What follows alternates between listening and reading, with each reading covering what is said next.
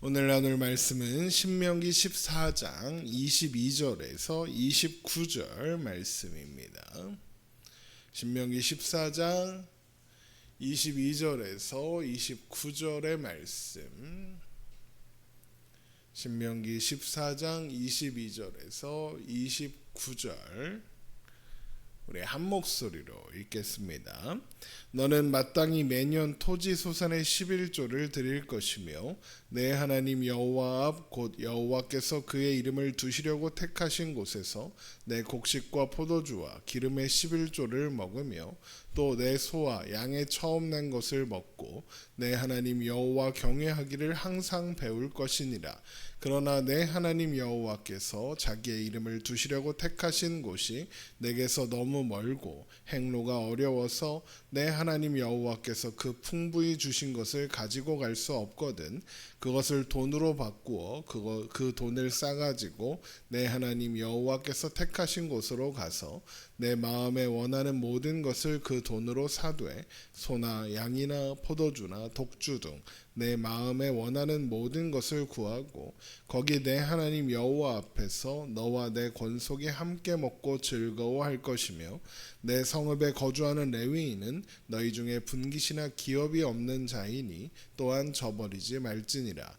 매 3년 끝에 그 해 소산의 10분의 1을 다 내어 내 성읍에 저축하여 너희 중에 분깃이나 기업이 없는 레위인과 내 성중에 거류하는 객과 및 고아와 과부들이 와서 먹고 배부르게 하라. 그리하면 내 하나님 여호와께서 내 손으로 하는 범사에 내게 복을 주시리라. 아멘. 모세는 죽은 자를 위해 몸을 베거나 앞머리 털을 미는 것을 금지하는 규례와 정하고 부정한 음식의 규례를 통해서 하나님의 백성들은 하나님 없는 세상과 구별된 존재로 살아야 한다는 것을 가르쳤습니다. 그리고 그렇게 해야 하는 이유는 계속 말씀드린 것처럼 그것만이 이스라엘이 행복할 수 있는 유일한 길이기 때문이다 라고 했습니다. 그래서 죽은 자를 위해 하는 행동과 먹는 것의 규례를 언급한 겁니다. 죽은 자를 위해 하는 행동은 죽은 자를 신으로 모시는 이방인들의 풍습이며 먹는 것은 종교와 문화에 가장 많은 영향을 받는 일이라서요. 만약 하나님의 백성들이 하나님이 없는 존재인 이방인의 풍습을 따라 살면 하나님 없음으로 인해 행복할 수 없습니다. 그래서 모세가 이 두 가지 규례를 또 강조하고 있는 것입니다.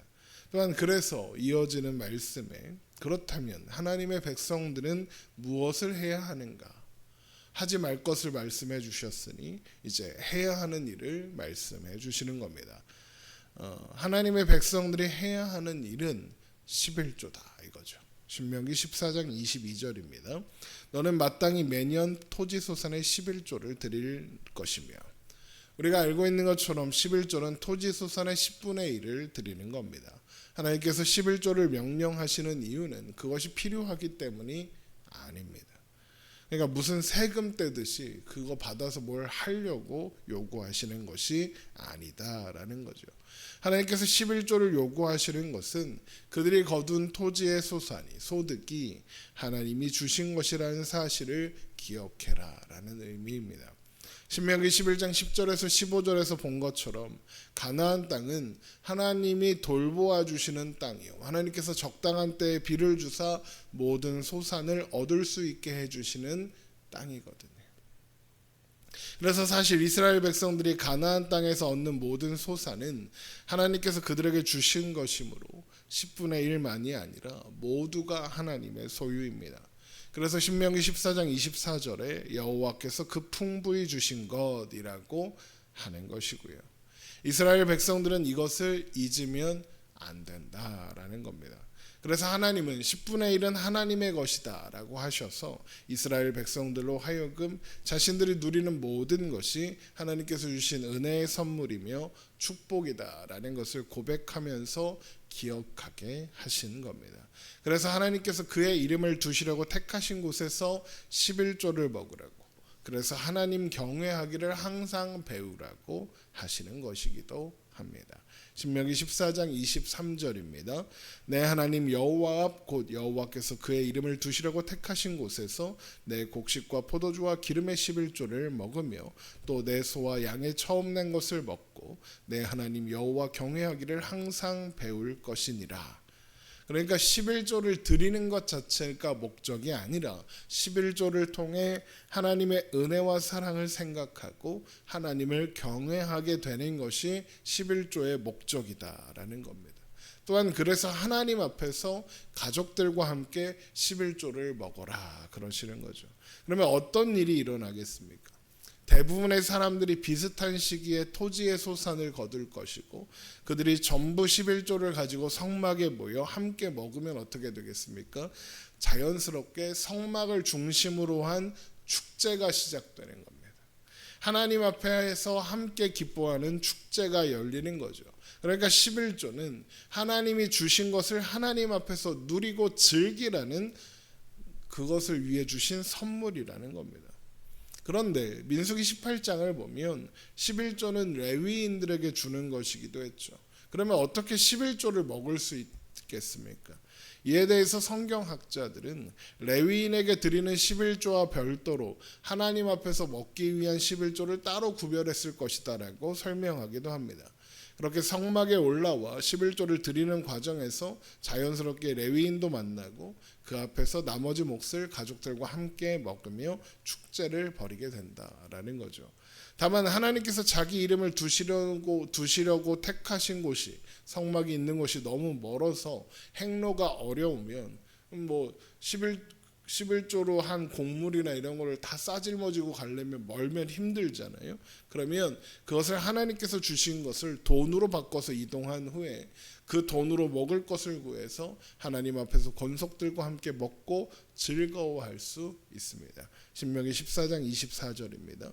그러나 내 하나님 여호와께서 자기의 이름을 두시려고 택하신 곳이 내게서 너무 멀고 행로가 어려워서 내 하나님 여호와께서 그 풍부히 주신 것을 가지고 갈 수 없거든 그것을 돈으로 바꾸어 그 돈을 싸가지고 내 하나님 여호와께서 택하신 곳으로 가서 내 마음에 원하는 모든 것을 그 돈으로 사되 소나 양이나 포도주나 독주 등 내 마음에 원하는 모든 것을 구하고 거기 내 하나님 여호와 앞에서 너와 내 권속이 함께 먹고 즐거워할 것이며입니다.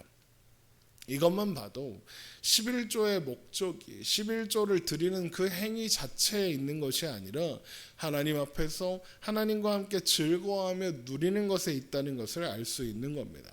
이때 레위인들도 초대하여 그들 또한 그 즐거움을 함께 누리도록 하라고 하십니다. 신명기 14장 27절입니다. 내 성읍에 거주하는 레위인은 너희 중에 분깃이나 기업이 없는 자이니 또한 저버리지 말지니라.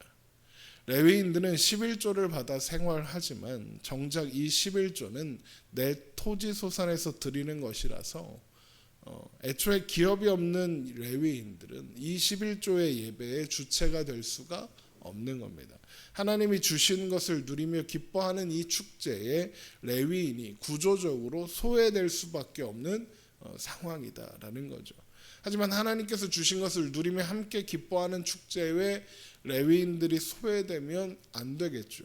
레위인은 그 자체로 하나님이 이스라엘의 기업이 되신다는 것을 상징하는 사람들이니까요. 그래서 하나님은 레위인들을 그 축제에 초대하여 함께 즐거워해라 라고 하시는 겁니다. 그리고 그것은 나그네나 고아와 과부들도 마찬가지겠죠. 그래서 하나님은 3년마다 한 번씩 별도의 11조를 모아 두었다가 그것으로 나그네와 고아와 과부들 또한 함께 그 축제를 누리게 하라라고 말씀하시는 겁니다. 신명기 14장 28절입니다. 매 3년 끝에 그 해 소산의 10분의 1을 다 내어 내 성읍에 저축하여 너희 중에 분깃이나 기업이 없는 레위인과 내 성 중에 거류하는 객과 및 고아와 과부들이 와서 먹고 배부르게 하라. 그리하면 내 하나님 여호와께서 내 손으로 하는 범사에 내게 복을 주시리라. 그러니까 11조는 세 개가 있는 거예요. 레위인들에게 주는 11조, 또 가족들과 함께 먹고 즐거워하는 하나님 앞에서 먹고 축제를 벌이는 11조, 그리고 이웃들과 나누기 위해 저축하는 11조, 이렇게 세 가지 종류의 11조가 있는 거죠. 그러니까 엄밀히 따지면 3일조라고 해야 되나요? 30조라고 해야 되나요? 그렇게 함께 즐거워하고 또 함께 누리는 것입니다. 그리고 이렇게 11조를 세 가지의 모습으로 형태로 요구하신다는 건 무슨 뜻이겠습니까? 그렇게 드려도 그렇게 사용해도 아무 어려움 없게 하시겠다는 겁니다. 그렇게 11조를 사용해도 풍족하게 먹고 즐거워하며 기뻐할 수 있게 하시겠다는 거죠. 물론 3년마다 드려진 21조가 전부 축제 때 와서 한번 먹고 배부르게 하는 것으로 사용되지는 않았겠죠. 지역마다 가난한 자를 돕는 구제의 방편이기도 했었을 겁니다. 그래서 이 3년마다 한 번씩 모으는 이 11조는 각 성읍에 저축하게 되죠. 그래서 때를 따라서 과부와 고아들을 돕는 용도로 사용되었을 겁니다. 게다가 신명기 16장 11절에 따르면 절기를 지킬 때는 나그네나 고아나 과부도 모두 성막에 모여서 함께 즐거워하라고 하셨고, 또 11조를 드리며 시작되는 축제는 초막절과 또 초실절과 비슷한 시기일 것이므로 3년마다 모아둔 11조는 축제에도 사용되었겠지만 대부분은 지역의 그 구제를 위해서 사용되었을 것이다 라고 추측하는 게 더 마땅할 것 같습니다. 결국 11조는 하나님이 주신 것을 하나님 앞에서 가족들 그리고 이웃들과 함께 먹고 마시며 즐김으로써 그 모든 것을 허락하신 하나님을 기억하고 찬양하며 함께 기뻐하는 믿음의 축제가 되는 겁니다. 또한 그러므로 11조를 드린다라는 것은 자신이 하나님 안에서 행복하게 살고 있는 존재라는 자각이고 고백이 되는 것이죠. 그것이 하나님의 백성들이 사는 삶의 방향이며 모습인 겁니다.